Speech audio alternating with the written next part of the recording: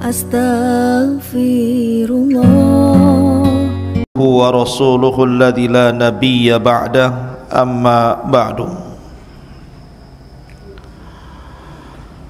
Hadirin dan hadirat yang dimuliakan Allah Subhanahu wa ta'ala, alhamdulillah di subuh kali ini kembali kita bisa duduk di Masjid Jabal Uhud setelah melaksanakan i'tikaf, qiyamul lail, kemudian juga salat subuh berjamaah. Dan kita hanya berdoa kepada Allah Subhanahu wa ta'ala, semoga di 10 akhir Ramadan ini kita diberikan taufik oleh Allah Subhanahu wa ta'ala mendapatkan malam terbaik dalam Islam, Lailatul Qadar. Salawat dan salam kita haturkan kepada Rasul kita, Nabi kita Muhammad sallallahu alaihi wa ala alihi wasallam. Lanjutkan kajian kita masih membahas Al-Qasasu wal Quran, kisah-kisah dan ayat-ayat dalam Al-Quran. Pagi hari ini kita akan membahas surah As-Saffat ayat 62 sampai 65. A'udzu billahi minasyaitonir rajim. Bismillahirrahmanirrahim. Adzalika khairun nuzulan am syajarataz zakum inna ja'alnaha fitnatan lidh-dhalimin innaha syajaratun takhruju fi aslil jahim tal'uha ka'annahu ru'usus syayatin. Makanan surga yang disediakan untuk orang-orang yang beriman itu lebih baik, ataukah pohon zakum yang disediakan untuk orang-orang kafir justru lebih baik? Kami telah menjadikan pohon zakum itu sebagai azab bagi orang-orang kafir dan juga bagi orang-orang musyrik dalam neraka. Pohon zakum itu adalah pohon yang tumbuh di dasar neraka jahim. Buahnya seperti kepala syaitan yang sangat menyeramkan. Ma'asyiral muslimin, jamaah salat subuh yang dimuliakan Allah Subhanahu wa ta'ala, surah As-Saffat ayat 62 sampai 65 ini ketika turun menjelaskan tentang bagaimana ngerinya penduduk neraka karena disediakan makanan berupa buah zakum. Rupanya tidak menjadikan orang-orang kafir itu beriman dengan adanya hari kebangkitan dan juga adanya neraka. Ketika Nabi SAW di Isra Mi'rajkan oleh Allah, kemudian diperlihatkan neraka. Kalau Rasul ketika Isra Mi'raj masuk ke dalam surga, bahkan melihat istana Umar bin Khattab radhiyallahu an dan bidadari yang disediakannya. Tetapi ketika diarahkan ke neraka, Rasul tidak masuk. Karena Rasul kalau sampai masuk neraka, melihat neraka bisa terbakar. Maka Rasul hanya diperlihatkan dari kejauhan. Lah salah satu yang diperlihatkan kepada Nabi SAW adalah syajarataz zakum. Ada satu pohon, dan pohon itu tumbuh di atas neraka jahim. Itulah yang berbuah pohon itu yang disebut dengan zakum.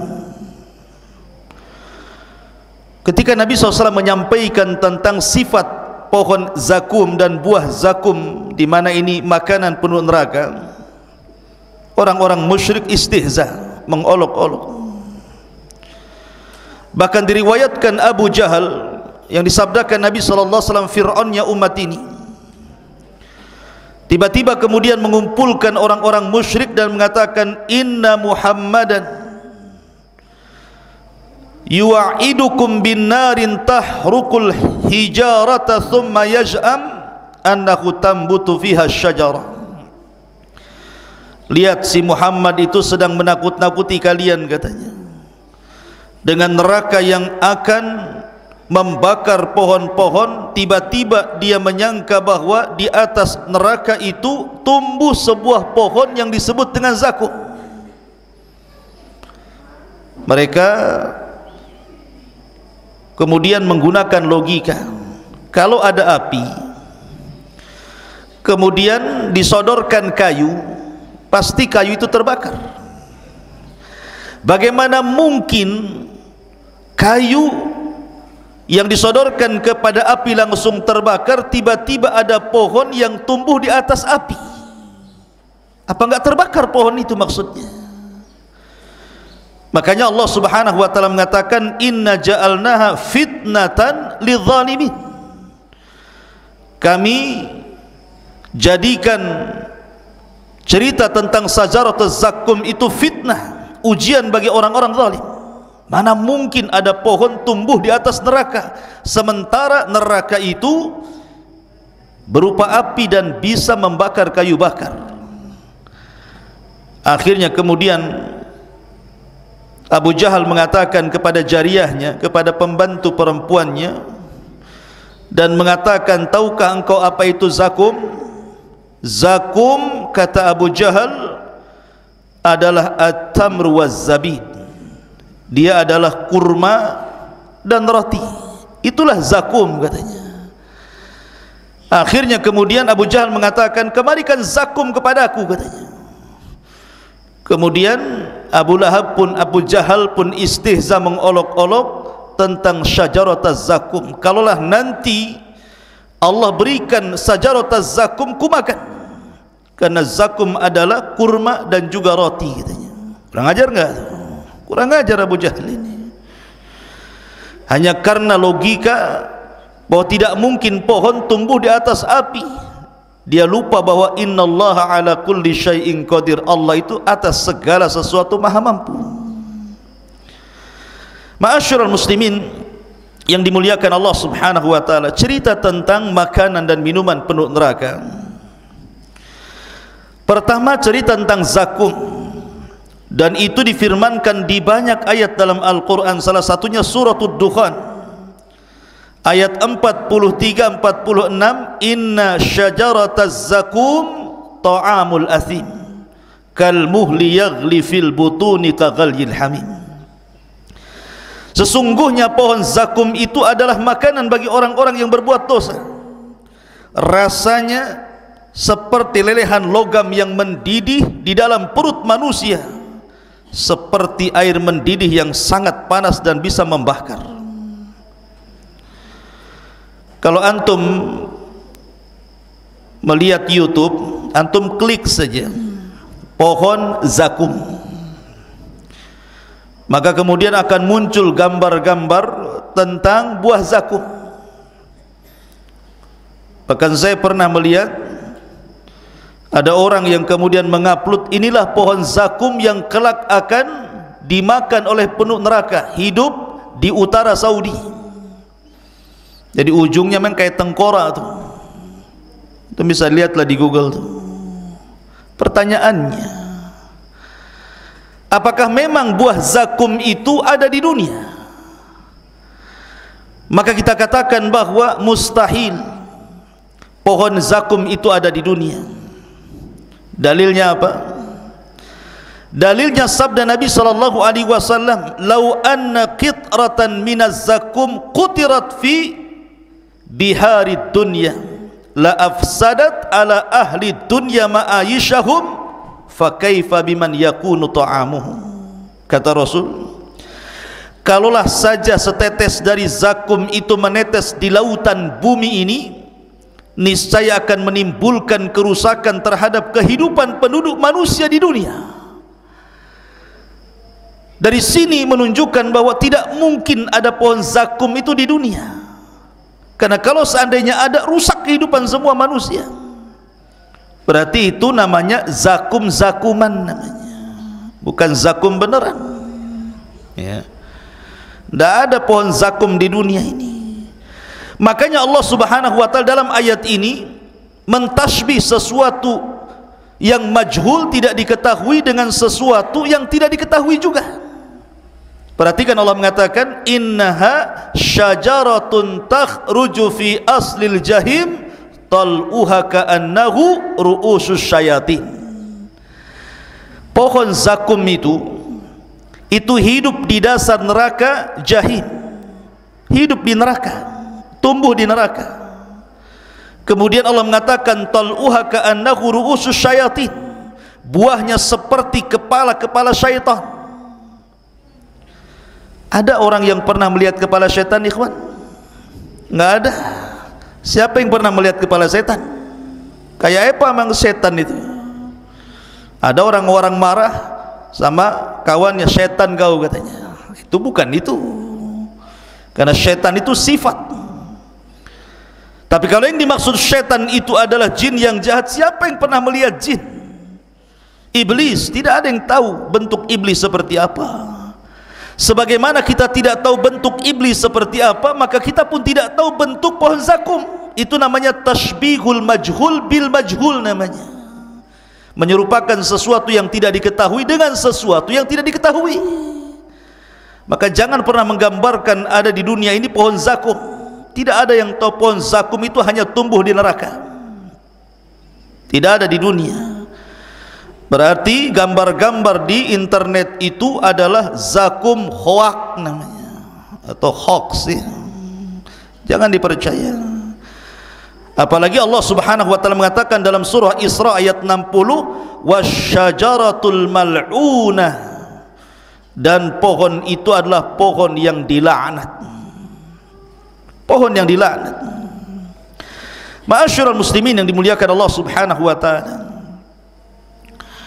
ini makanan yang disebutkan di dalam Al-Quran. Yang pertama adalah pohon zakum, pohon terlaknat, tumbuh di dasar neraka, memiliki duri, sekali makan hancur semua tenggorokannya. Makanya Allah mengatakan la yusminu minhu wa la yusminu wa la yughni min ju', tidak mengenyangkan sama sekali, tidak menjadikan dia gemuk dan tidak mengenyangkan sama sekali. Yang ada belum sampai ke perut, leher sudah hancur, tenggorokan sudah hancur. Itulah pohon zakum. Yang kedua, makanan neraka itu namanya dhari', dan itu disebutkan di dalam surah Al-Ghashiyah ayat 7, ayat 6 sampai 7. Laisa lahum ta'amun illa min dhari' la yusmin wa la yughni min ju'. Mereka tidak memperoleh makanan selain dari dhari', tidak menggemukkan dan tidak pula menghilangkan lapar. Apa itu dhari'? Ada yang mengatakan bahwa dhari' itu sejenis tumbuhan yang berduri. Kalau pohon duri di Hijaz, Hijaz itu Mekah Madinah, ada pohon yang berduri, orang-orang menyebutnya dhari'. Nah, penduduk Hijaz mengatakan bahwa itu disebut dhari', dan itu beracun. Buah dhari' itu kalau dimakan beracun, sekali makan mati. Racunnya sangat mematikan. Bahkan tidak ada manusia yang mendekati pohon dhari' itu di Hijaz sana. Karena memang kalau seandainya termakan daunnya atau buahnya, itu langsung mati. Racunnya sangat ganas. Lah, ini dhari' yang ada di dunia, ikhwan. Bagaimana dhari' yang ada di neraka? Walaupun mungkin ada dhari' istilah orang-orang Arab Hijaz sana, tetapi Abdullah bin Abbas radhiyallahu anhu mengatakan, radhiyallahu anhuma mengatakan, laisa fid dunya minal jannati syai'un illal asma'. Kata Abdullah bin Abbas radhiyallahu anhuma, perbedaan kesamaan di sorga dengan di dunia itu hanya sekedar nama saja, tetapi hakikatnya berbeda. Di dunia mungkin ada dhari', tetapi di sorga ada dhari', sama nama dhari', tetapi tentu akan berbeda hakikatnya. Ma'asyiral muslimin yang dimuliakan Allah Azza wa Jalla, ini yang kedua. Yang ketiga namanya ghislin. Allah mengatakan dalam Al-Quran, wala ta'amun illa min ghislin, tidaklah penduduk neraka itu memakan sedikit pun kecuali mereka memakan ghislin. Apa itu ghislin? Ahli tafsir mengatakan seperti yang dikatakan Abdullah ibn Abbas, bahwa ghislin adalah sadidu ahli nar, nanahnya penduduk neraka. Itulah ghislin, makanan penduduk neraka itu adalah nanahnya penduduk neraka sendiri. Ada juga yang mengatakan ma yakhruju min luhumihim, cairan yang keluar dari daging-daging penduduk neraka. Subhanallah ikhwan, itulah makanan penduduk neraka. Jadi pertama zakum, yang kedua dhari', yang ketiga ghislin. Ada yang mengatakan bahwa tumbuhan ini cuma satu, tetapi kemudian cabangnya meliputi seluruh neraka. Semua neraka ada cabangnya. Ada juga yang mengatakan setiap neraka itu memiliki pohon-pohon ini. Ada juga yang mengatakan bahwa ada penduduk neraka itu kalau dia masuk neraka makanannya zakum saja. Ada penduduk neraka yang lain kalau masuk ke neraka itu makanannya dhari saja. Ada juga penduduk neraka itu kalau masuk ke neraka makanannya ghislin saja, tidak ada yang lain. Tapi ada juga yang mengatakan diganti-ganti. Jadi kalau ada orang masuk neraka, pertama dikasih zakum sekian ribu tahun, kemudian diganti dengan dhari sekian ribu tahun, kemudian diganti dengan ghislin sekian ribu tahun. Jadi ganti-ganti makanannya. Sebagai penduduk surga juga ada makanan diganti, kadang daging, kadang buah, kadang macam-macam. Maka penduduk neraka juga sama. Ada juga yang mentafsirkan seperti itu. Adapun minuman penduduk neraka ikhwan, maka Allah Subhanahu wa taala berfirman dalam surah An-Naba, la yadhukuna fiha bardan wala syaraba illa hamiman wa ghassaqa. Penduduk neraka itu tidak merasakan kesejukan di dalamnya dan tidak pula mendapatkan minuman selain dua minuman. Pertama hamim, yang kedua ghassa. Apa itu hamim? Hamim kata ahli tafsir adalah al-hamimul ladzi qad intaha harruhu, air yang mendidih sampai kepada titik didih yang terakhir, saking panasnya, itu disebut hamim. Bahkan dikatakan oleh Asy-Syi'di rahimahullahu taala, ma'un harrun qad ishtadda harruhu yashrabunahu fayaqtau am'a'ahum.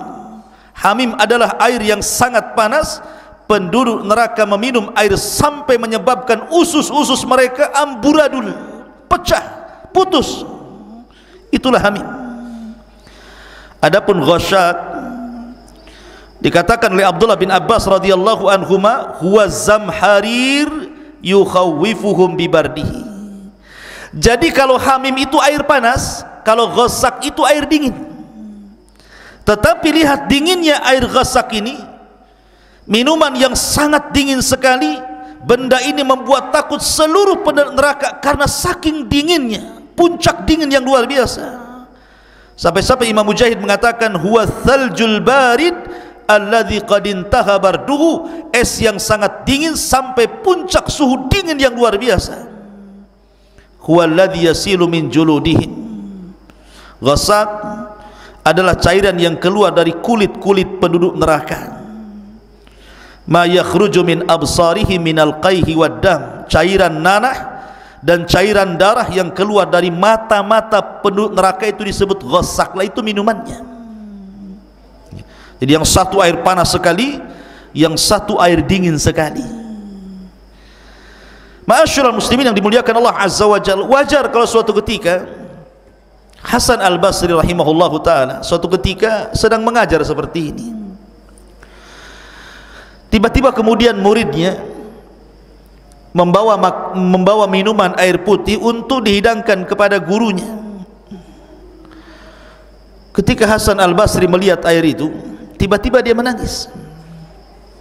Lah murid yang kemudian menghidangkan air itu merasa bersalah. Kenapa kemudian gara-gara memberikan minum air putih, kenapa imam bisa menangis? Wa mayubkika ya imam, apa yang menjadikan anda menangis wahai Imam Hasan? Maka Hasan Al-Basri mengatakan, wallahi tadzakartu umniyata ahlin nar. Kata Hasan Al-Basri, demi Allah, ketika aku melihat air putih mineral itu, aku teringat dengan cita-citanya penduduk neraka. Kemudian murid-muridnya mengatakan, wa ma umniyatu ahlin nar ya imam, apa cita-cita penduduk neraka itu wahai imam? Maka Hasan Al-Basri membacakan ayat dalam Al-Quran, wa nada ashabun nari ashabal jannah an afidu alaina minal ma' au mimma razaqakumullah. Ketika penduduk neraka itu memanggil-manggil penduduk sorga dan mengatakan, berikanlah kepada kami walaupun setetes air yang Allah berikan kepada kalian, atau secuil makanan yang Allah rizkikan kepada kalian. Maka serempak penduduk sorga mengatakan, innallaha harramahuma 'alal kafirin, maaf, Allah haramkan keduanya bagi orang kafir. Lihat, karena memang tidak ada minuman yang bisa diminum, sehingga penduduk neraka itu sangat ingin meminum apa yang Allah rizkikan kepada penduduk sorga, tetapi Allah haramkan kepada penduduk neraka. Karena orang ikhwatu fiddin kalau sudah masuk ke dalam neraka, maka Allah subhanahu wa ta'ala berfirman, innal mujrimina fi adzabi jahannam khalidun. Sesungguhnya orang-orang yang berdosa itu kekal di dalam azab jahannam. Kalau sudah masuk neraka jahannam, maka dia dikekalkan di dalamnya bagi orang-orang kafir. La yufattir anhum wa hum fihi mublisun, tidak diringankan azabnya dan mereka berputus asa di dalamnya.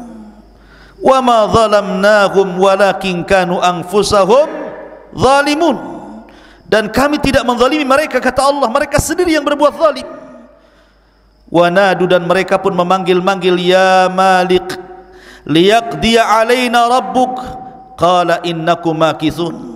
Mereka berseru kepada malaikat Malik, biarlah Tuhanmu mematikan saja kami, kami sudah tidak kuat. Tapi malaikat Malik mengatakan, sungguh kamu akan tetap tinggal di neraka itu seperti itu kondisinya.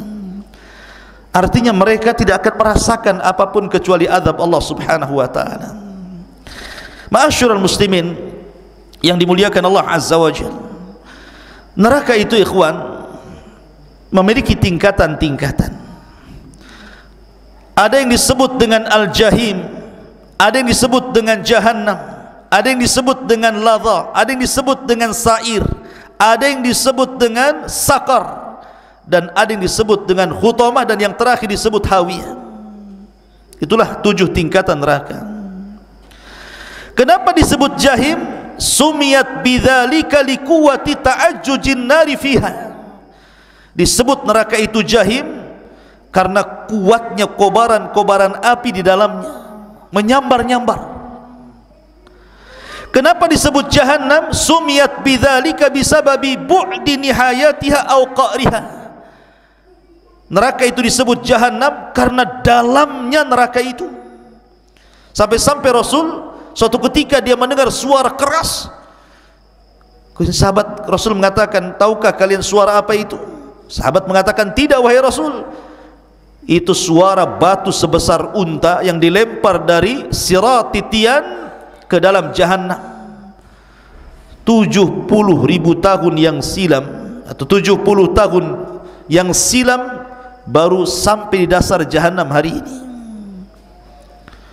Menunjukkan dalamnya gitu loh jahannam itu. Ada juga ladha. Kenapa disebut ladha? Li syiddati talahubiha. Karena ladha itu juga sama, karena saking menyambar-nyambar, mengejar-ngejar orang yang masuk ke dalam neraka, maka disebut ladha. Kalla innaha ladha. Kemudian ada sa'ir, li'annahu tahayyaj wa tatawaqqad, karena semakin hari api itu membesar, maka disebut sa'ir. Ada yang disebut dengan khutamah, sumiyat bidzalika likasriha wa tahshimiha, karena kalau orang masuk ke dalam khutamah maka akan dihancurkan badannya, akan diremukkan seluruh anggota badannya. Dan yang terakhir disebut hawiyah, karena orang yang masuk ke dalam hawiyah itu yadkhuluha yahwi fihi minal a'la ilal asfal, karena akan dilempar dari atas sampai ke bawah. Dan itu nerakanya orang-orang munafik, karena hawiyah itu dasarnya neraka. Innal munafiqina fi darkil asfali minan nar. Adapun nerakanya bagi orang-orang yang beriman, yang bermaksiat kepada Allah azza wa jal, maka nerakanya khusus yang disebut dengan jahannam. Jahannam ini khusus orang-orang yang beriman yang ahli maksiat. Orang kafir tidak masuk di sini. Dan itu tingkatan-tingkatan yang disebutkan oleh para ulama. Wallahu a'lam bissawab. Subhanakallahumma bihamdika asyhadu an la ilaha illa anta astaghfiruka wa atubu ilaik. Allah ta'ala. Assalamualaikum warahmatullahi wabarakatuh.